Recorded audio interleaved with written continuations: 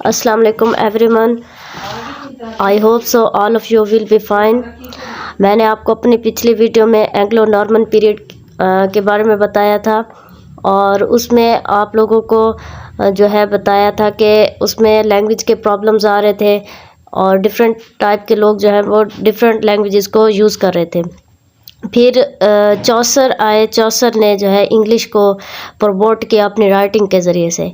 उसके बाद आता है पीरियड जिसे कहते हैं द रेनेसां पीरियड।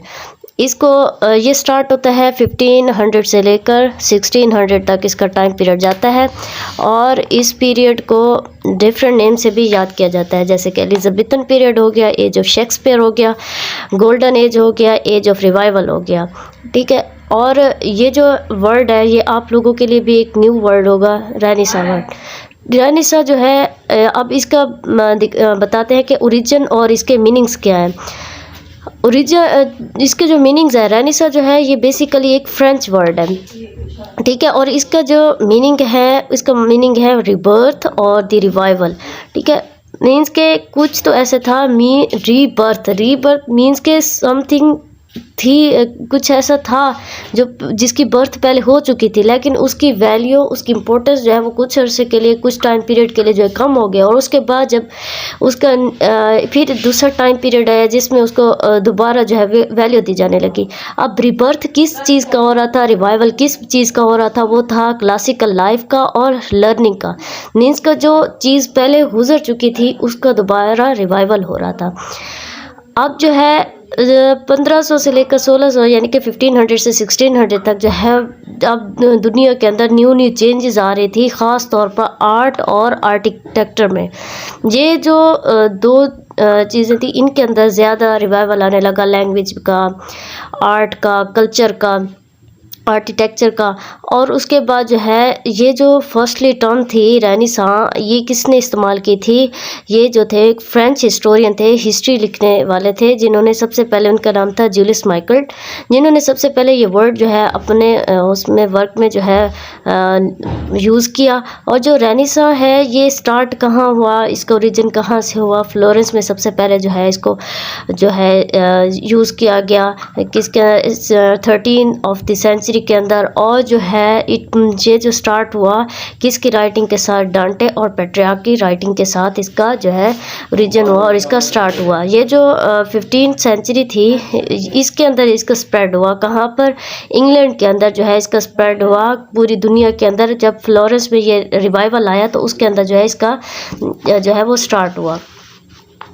अब कैसे? सबसे पहले तो फ्लोरेंस में जो है इसका ओरिजिन हुआ, इसका स्टार्ट हुआ डांटे और पेट्रियार्क की जो है राइटिंग्स के अंदर। फिर उसके बाद इसका जो है ये फिर इटली में गई, इटली से फिर ये यूरोप में स्प्रेड हुआ, यूरोप से फिर all over the world.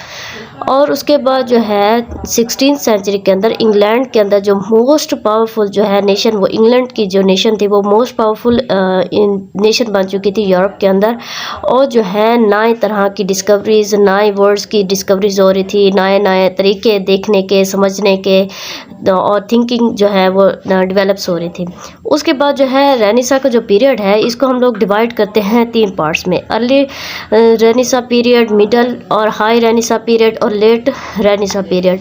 Early जो पीरियड है 13 और 14th सेंचुरी में जो है इसका स्टार्ट होता है और उसके बाद जो 15th सेंचुरी है इसके अंदर मिड होता है और 16th सेंचुरी के अंदर इसका लेट होता है। जो मीन्स के इसके अंदर जो अभी स्टार्ट था राइटिंग्स का, रेनेसां का, तो वो उसको कहते हैं अर्ली रेनेसां पीरियड। और हाई और मिडल पीरियड, इस टाइम पीरियड में जो है ये जो पीरियड था ये अपनी पीक पे था, यानी कि जिसे हम लोग क्लाइमैक्स कहते हैं उस पे था। और इस टाइम पीरियड के अंदर एक जो इंग्लिश की राइटिंग्स थी, आर्ट था, कल्चर था, लिटरेचर था, उसको जो है वो हाई पीक पे था। उसके बाद लेट, जो इसके बाद का जो टाइम पीरियड था उसको क्या कहते हैं? 16th सेंचुरी के अंदर था और उसे लेट रेनेसां पीरियड कहते हैं। अच्छा, उसके अंदर एक मोस्ट इम्पोर्टेंट जो है वो इवेंट आता है, वो क्या है? फॉल ऑफ कॉन्स्टेंटिनोपल, जिसे अब मौजूदा टाइम पीरियड में, इस प्रेजेंट टाइम पीरियड में उसे क्या कहते हैं? कुस्तुनतुनिया कहते हैं। अच्छा, यहाँ पर जो थे ये बिजेंटिनियम का जो एम्पायर था उसका कैपिटल था। इनके ऊपर जो टर्किश पीपल थे उन लोगों ने यहाँ पर अटैक किया और यहाँ पर अपना कब्ज़ा ले लिया 1453 AD के अंदर।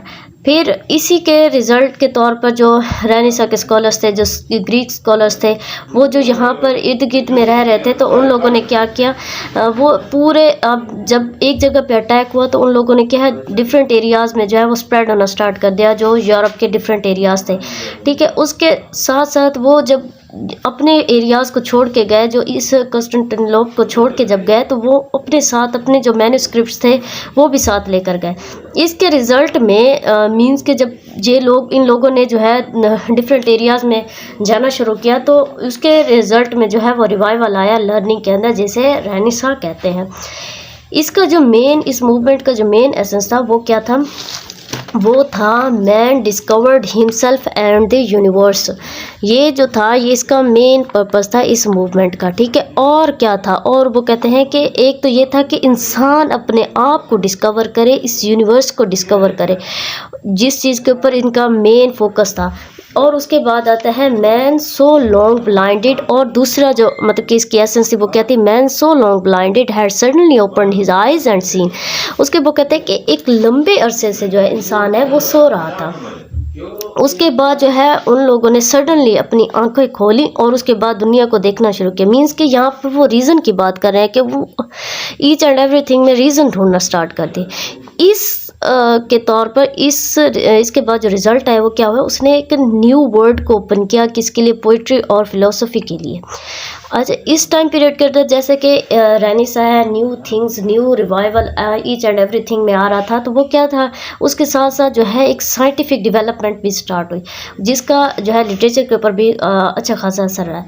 अब जो साइंटिफिक डेवलपमेंट थी उसमें क्या था, वास्को डे गामा जिसने सरकमनेविगेटेड द अर्थ, दुनिया के इर्द गिर्द जो है उसने जहाज़ के अंदर बैठ के जो है वो सफ़र किया। सरकमनेविगेटेड का क्या है, जहाँ दुनिया के इर्द गिर्द घूमना, जहाज़ के अंदर सफ़र करना। ठीक है, उसके बाद जो कोलंबस थे उन्होंने अमेरिका को डिस्कवर किया इस टाइम पीरियड के अंदर, और कोपरनिकस ने जो है वो सोलर सिस्टम डिस्कवर किया, गलीलियो की जो बेसिस थी उसके ऊपर। और उसके बाद जो है बुक्स जो हैं, जैसे कि एज ऑफ रिवाइवल और जो एंग्लो नॉर्मन पीरियड में आपको बताया था कि प्रिंटिंग प्रेस जो है वो इन्वेंट हो गई थी, उसके नतीजे में क्या है कि बुक्स प्रिंट होना स्टार्ट हो गई थी। नए बुक्स, पहले तो ये था कि हाथ से लिखा जाता था, जब प्रिंटिंग प्रेस आई तो एक लार्ज टाइप में और एक ज़्यादा मिकदार में जो है वो मटीरियल जो है वो छपना शुरू हो गया था, बुक्स ज़्यादा मतलब कि पढ़ी जाने लगी क्योंकि प्रिंटिंग प्रेस की वजह से। उसके बाद जो है फ़िलासफ़ी, साइंस और आर्ट जो है ये सिस्टमाइज्ड हो गए, जिनके एक सिस्टम में आ गए, इनका एक प्रॉपर वे बन गया। उसके बाद जो है जब इतनी सारी चेंजेस आ रही थी तो रिलीजन के ऊपर भी बहुत ज़्यादा इसका असर पड़ा, रिलीजन जो है वो भी चेंज होना शुरू हो गया। उस टाइम पीरियड के अंदर जो थे हेनरी VIII जो थे वो हेड थे, जो इंग्लैंड के जज थे उसके भी हेड थे, और साथ साथ वो स्टेट को भी लेकर चल रहे थे। 1529 से 39 तक 1539 तक जो है इनका टाइम पीरियड रहा, और इसके अंदर जो क्वीन और किंग थे ये दोनों जो है एज अ पोप जो है उस टाइम पे, और एज अ रिस्पेक्ट मतलब उन लोगों को लेने लग गए ये लोग। और इन्होंने क्या किया, इन्होंने कैथोलिक चर्च और जो रोम के अंदर इनके पोप थे, यानी कि इनके जो पोप थे, इनके पादरी जिस तरह हो गए, उनसे इन्होंने बिल्कुल अपना जो है राब्ता वो डिस्कनेक्ट कर दिया, जिसके नतीजे में क्या हुआ, अब ज़ाहिरी बात है जब एक चीज़ चल रही थी उसको बिल्कुल एक डिस्कनेक्ट कर दिया जाए तो उसका कोई ना कोई तो रिएक्शन आना था। तो वो क्या है, प्रोटेस्टेंटिज्म मूवमेंट के तौर पर उसका जो है फोर्सेस सामने आए। उन लोगों ने प्रोटेस्ट किया जिसे प्रोटेस्टेंटिज्म मूवमेंट कहते हैं।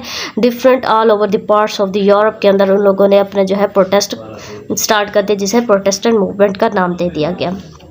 उसके साथ देखते हैं कि इसकी चीफ करैक्टरिस्टिक क्या है इस इरा की। जो किसी भी जो लिटरेचर होता है उसके ऊपर जो है उस टाइम पीरियड की करैक्टरिस्टिक और उस टाइम पीरियड के अंदर जो कुछ चल रहा होता है उसके ऊपर काफ़ी ज़्यादा असर होता है।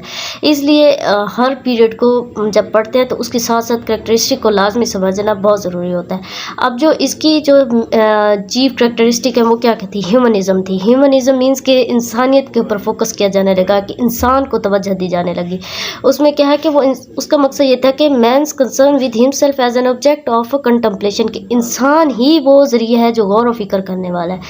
इंसान ने अपने इर्द गिर्द जो है नज़र दौड़ाई और रीजंस ढूंढना स्टार्ट कर दी। उसके बाद जो है वो ह्यूमनिज़्म स्टार्ट हुई। ह्यूमनिज़्म कहाँ से स्टार्ट हुई? ये इटली में स्टार्ट हुई। किसके? डांटे, पेट्रार्क और बोccaccio की जो राइटिंग्स थी उसके अंदर से जो है ह्यूमनिज़्म का जो है एक स्टार्ट हुआ 14th सेंचुरी के अंदर। और ये इंग्लैंड के अंदर कब पॉपुलर हुआ? एलिज़ाबेथन एज के अंदर।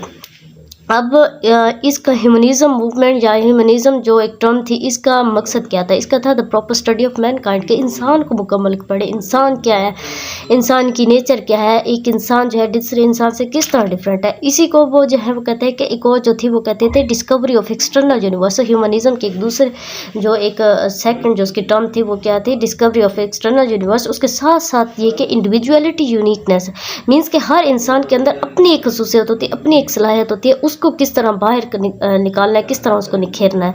ये जो है ये सारा कुछ जो है इंडिविजुअल यूनिकनेस कहलाता है, जो इस टाइम पीरियड के अंदर जिसके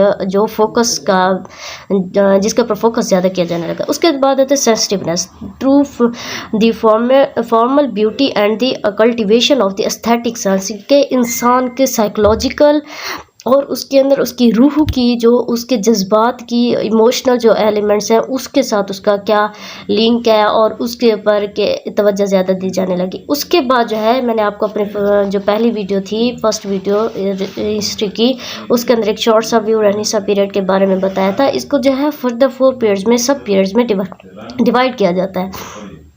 उसमें क्या होता है कि सबसे पहले आती है Elizabethan age, Jacobean age, Caroline age and puritanism. अब जो एलिज़ाबेथन एज थी, ये जो क्वीन एलिज़ाबेथ थी उसके नेम के ऊपर था। क्वीन एलिज़ाबेथ जो थी 1558 से 1603 तक रही, क्योंकि इनका भी बहुत ज़्यादा रोल है लिटरेचर के अंदर, और इसका जो टाइम पीरियड है वो यहाँ तक चला, और इसको एलिज़ाबेथन एज कहते हैं। फिर जैकोबियन एज आ जाती है। जैकोबियन इसके एलिज़ाबेथन एज के अंदर शेक्सपियर, विलियम शेक्सपियर जो है वो एक बहुत ही बड़े राइटर है, जिसकी नेम के ऊपर जो है इसके एज को भी रखा गया, एज ऑफ शेक्सपियर, ठीक है। और उसके बाद आ जाते हैं जैकोबियन एज। जैकोबियन एज क्या है 1603 से 1625 तक रहती है, और इसके अंदर ये जो है जैकोबियन जो एक प्रिंस थे वो यहाँ पर है, उन्होंने गवर्नमेंट की यहाँ पर, और उनका इरा यहाँ तक चला। और इसके अंदर बैकन जो है वो एक इम्पोर्टेंट राइटर आते हैं इस टाइम पीरियड के, वो आए। और फिर कैरोलिन इरा आता है। कैरोलिन इरा में क्या है 1625 से 1649 तक जो है वो, अब कैरोलिन इरा के अंदर जो दूसरी गवर्नमेंट आई उसको नेम दे दिया गया। उसके बाद प्यूरिटनिज्म जो एक मूवमेंट चली थी, एक मूवमेंट जो इसका मतलब ये था कि रिलीजियन को प्योर करना, जो इनके अंदर से जो गलतफहमियाँ पैदा हो गई थी रिलीजियन के अंदर उसको साफ़ करना और एक प्योर रिलीजन लेकर चलना। उसकी बेस के ऊपर ये जब चली थी 1649 टू 1660 के अंदर, इसके अंदर एक बहुत बड़ा रेवोल्यूशन आया था इस टाइम पीरियड के अंदर। और जो है यहाँ इस बेस के ऊपर जो है इसको नाम दिया गया प्यूरिटनिज्म। आई होप सो मेरा आज का लेक्चर आपको समझ आएगा, और फर्दर हम अपनी जो सेकंड पार्ट है उसके अंदर हम लोग इन तमाम एजेस को जो है डिटेल से डिस्कस करेंगे। आई होप सो आपको मेरी वीडियो, आज की वीडियो पसंद आई होगी। अगर आपको मेरी वीडियो पसंद आई हो तो मेरे चैनल को सब्सक्राइब और लाइक ज़रूर कर दीजिएगा।